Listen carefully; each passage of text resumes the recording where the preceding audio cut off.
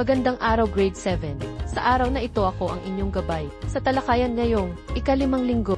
Ang ating paksa sa araw na ito ay tungkol sa haligi ng ASEAN Community 2015. Ang ASEAN Community 2015 ay naglalayong bumuo ng isang mas malakas na komunidad. Sa rehiyon ng ASEAN, ang ASEAN ay binubuo ng 3 haligi. Ang ASEAN Political and Security Community, ang ASEAN Social and Cultural Community, at ASEAN Economic Community.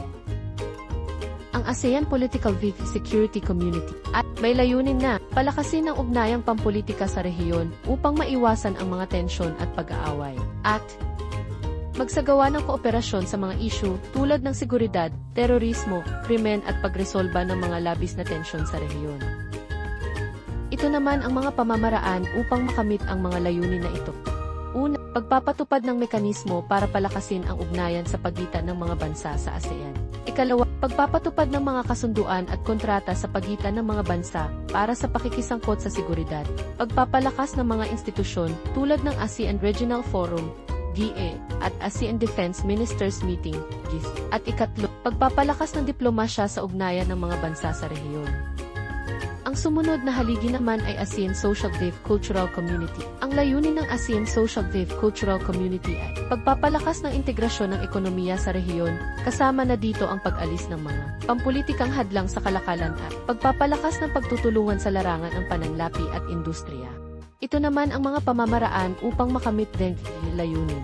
Una, pagsulong ng malayang kalakalan, pamumuhunan at pagpapalakas ng kooperasyon sa larangan ng ekonomiya. Ikalawa, pag-alis ng taripa at non-tariff barriers upang mapadali ang pagpunta ng mga produkto at serbisyo sa iba't ibang bansa sa ASEAN. At ang panghuli ay ang paglikha ng mas malaking oportunidad para sa mga negosyo at mamamayan sa rehiyon.